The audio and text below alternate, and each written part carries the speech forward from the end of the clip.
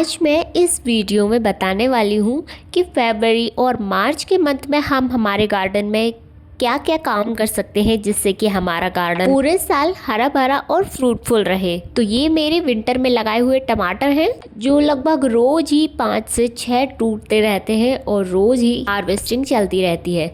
तो सबसे पहला काम है फरवरी और मार्च का प्रूनिंग। आप इस मंथ में किसी भी प्लांट की प्रूनिंग कर सकते हैं जिसे आपको कुछ ही दिनों में बहुत बढ़िया रिजल्ट मिलेगा। इसमें आप इंडोर आउटडोर दोनों तरह के प्लांट्स को प्रोपगेट कर सकते हैं, कटिंग बना सकते हैं। इस टाइम का जो टाइम होता है वो ना ही तो ज़्यादा गर्म और ना ही ज़्यादा सर्द होता है, तो इसलिए ये टाइम हमारी कटिंग्स के लिए और प्लांट्स के लिए बहुत ज़्यादा इम्पोर्टेंट होता है। ये है प्याज के सीड्स। अगर आपको किसी प्लांट की रीपॉटिंग करनी है तो वो भी आप इस टाइम पर आसानी से कर सकते हैं। इससे प्लांट शॉक में नहीं आएगा टेम्परेचर वेरिएशन के कारण और बहुत अच्छे से सरवाइव कर जाएगा। ये मेरा पर्पल हार्ट का प्लांट है और इसमें मैंने मिट्टी डाली है। उसके बाद मेरा किचन वेस्ट, मिट्टी, कंपोस्ट और सैंड के मिक्सचर में इसे फिर से लगा दिया है। मेरा वेल पत्र का प्लांट, तो इसमें नई ग्रोथ आने लगी है पर फिर भी जो सूखी हुई स्टेम्स है उन सब की मैं कटिंग कर दूंगी और छोटी छोटी सी बेल पत्र आना शुरू गई है। और अगर आपका अपराजिता का प्लांट इस तरह से दिख रहा है तो उसे हेड समझने की गलती बिल्कुल नहीं करना और उसके अच्छे से कटिंग कर देना। कुछ ही दिन में रिजल्ट अपने आप दिख जाएगा। ये है मेरा मोगरा। इसकी अच्छी हालत है लेकिन इसके बाद भी मैं हर एक स्टेम में से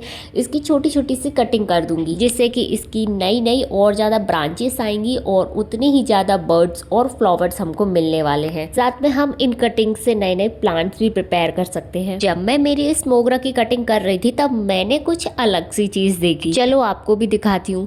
ये पूरा एक ही मोगरे का प्लांट है और ये देखो इसमें से एक अलग से नीचे से स्टेम आ रही है और इतनी लंबी ये बेल के जैसी बन गई है। पता नहीं ये कैसे हुआ। ये मेरा मोगरा प्लांट बेल वाला प्लांट कैसे बन गया मुझे भी नहीं समझ आ रहा है। अगर आपको इसके बारे में कुछ पता है तो मुझे कमेंट में जरूर बताना। पहले इस स्टेम को कट नहीं किया था लेकिन फिर मुझे लगा इसमें ज्यादा फूल नहीं आ पाएंगे तो फिर मैंने इसे नीचे से कट आउट कर दिया। तो चलो अब चलते हैं हमारे नेक्स्ट प्लांट के पास। ये है मेरा लेमन प्लांट जो अब फूलों और फलों से भर गया है। इसे मैंने बीज से प्रिपेयर किया था। भी हम कोई ज्यादा टाइम लेने वाले ट्री के प्लांट को सीड से प्रिपेयर करते हैं तो उससे एक अलग ही जुड़ाव हो जाता है क्योंकि हमें उस टाइम पर उससे फ्लावरिंग या फ्रूटिंग की एक्सपेक्टेशन नहीं होती है और इसलिए वो बॉन्ड कुछ अलग ही होता है। ये सेकंड टाइम है जब इसने फ्लावरिंग और फ्रूटिंग करना शुरू किया है। अभी इसमें छोटे छोटे से लेमन्स हैं और कई सारे फ्लावर्स दिख रहे हैं मेरे पूरे लेमन प्लांट पे। और मैंने इसके बारे में फर्टिलाइजर भी बताया है मेरे वीडियोज में, आप लोग चेक कर सकते हो कि लेमन प्लांट में अच्छी फ्लावरिंग और फ्रूटिंग के लिए हमें नेचुरल फर्टिलाइजर कौन सा यूज करना चाहिए। चीज गार्डनिंग हमें बड़े अच्छे से सिखा देती है, वो है पेशेंस। रोज इन फ्लावर्स के पहले बर्ड्स को देखना, फिर इन फ्लावर्स को खिलते हुए देखना और फिर छोटे छोटे लेमन, फिर वो धीरे धीरे लेमन्स बड़े होते हैं तो वो एक अलग ही खुशी होती है जो एक प्लांट लवर को ही समझ आती है। और ये है फीमेल फ्लावर लेमन का जिसमें छोटा सा लेमन लग रहा है। और ये रहा सक्लेंट लक्ष्मी कमल। ये मेरा शमी का प्लांट है और इसकी भी मैं टाइम टू टाइम प्रूनिंग करती रहती हूँ। इसकी सारी सूखी स्टेम्स को मैं कट आउट कर रही हूँ जिससे कि कुछ ही दिन में इसमें नई ग्रोथ दिखना शुरू हो जाएगी। कुछ टाइम पहले मैंने इस प्लांट को लिया था बहुत छोटा सा नर्सरी पॉट में और अब ये बहुत अच्छे से इस पूरे गमले में फैल रहा है। इस मौसम में अब सदाबहार में फ्लावरिंग होती है तो इसलिए इस टाइम पर इसे भी प्रून करना बिल्कुल मत भूलना। इसकी सारी स्टेम्स में से थोड़ा थोड़ा कट कर देना जिससे कि इसमें और ब्रांचेस आएंगी और बहुत सारे फूल मिलेंगे आपको देखने के लिए। हैंगिंग बास्केट के सारे प्लांट्स को ट्रिम कर लेना, नई नई कटिंग से नए नए प्लांट्स बना लो। अगर प्लांट्स नहीं भी बनाने हैं तो उस ट्रिमिंग की जो कटिंग है उसको आप कंपोस्ट कर सकते हो। और ट्रस्ट मी, इस टाइम की हेयर कट को आपके प्लांट्स बहुत इंजॉय करेंगे। समर प्लांट्स के सीडलिंग्स लगाना नहीं भूलना। समर में ज़्यादातर बेल वाली सब्जियां होती हैं तो उन्हें अपने स्पेस के अकॉर्डिंग पहले पानी में भिगोकर और फिर लगाने का ट्राई करना। मैंने इस बार सो किए हैं लौकी के सीड्स और लंबी वाली ककड़ी के साथ में गिलकी, सनफ्लावर, भिंडी और भी कुछ सीड्स ट्राई किए हैं। पानी में इन्हें कम से कम 12 से 24 घंटे गला के रखना, इससे इनका सक्सेस रेट हाई हो जाएगा। अगर आपने कभी बेल वाली सब्जियां नहीं लगाई हैं या फिर कोई भी सब्जी नहीं लगाई है तब भी ट्राई ज़रूर करना क्योंकि हम परफेक्ट कभी भी नहीं हो सकते हैं और ना ही भगवान ने किसी भी चीज़ को परफेक्ट बनाया है।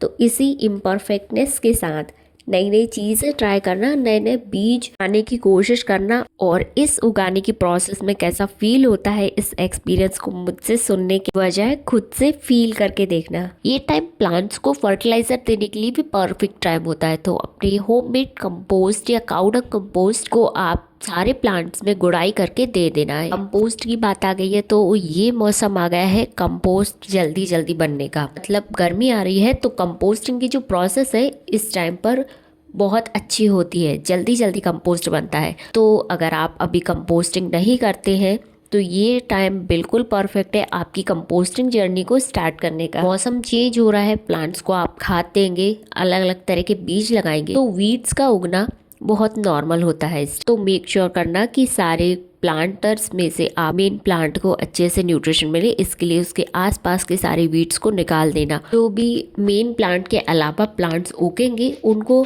बिना सोचे हटाने की कोशिश मत करना। पहले एक बार गूगल लेंस पर चेक कर लेना कि ये प्लांट कौन सा है, क्योंकि कभी कभी बहुत ज़्यादा ज़रूरी मेडिसिनल प्लांट्स हमारे गार्डन में ऐसे ही उग जाते हैं और हम बस उन्हें उखाड़ के फेंक देते हैं।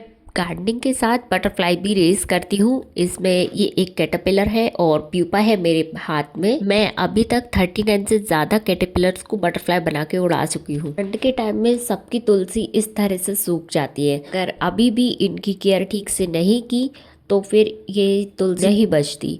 तो इस टाइम पे हमें तुलसी की अच्छे से केयर करनी है। इसमें सारी जो भी सूखी हुई टहनियाँ हैं उसे हम निकाल देंगे। अगर कटिंग करते टाइम ग्रीन लीव्स भी कट आउट हो जाती हैं कोई प्रॉब्लम नहीं है। आपको बस अगर प्लांट सीड प्रोड्यूस कर रहा है तो उन सारे सीड्स को हटाना है और सारी की सारी सूखी टहनियों को ट्रिम कर देना है और प्लांट की अच्छी तरीके से गुड़ाई करके इसको हम खाद देंगे।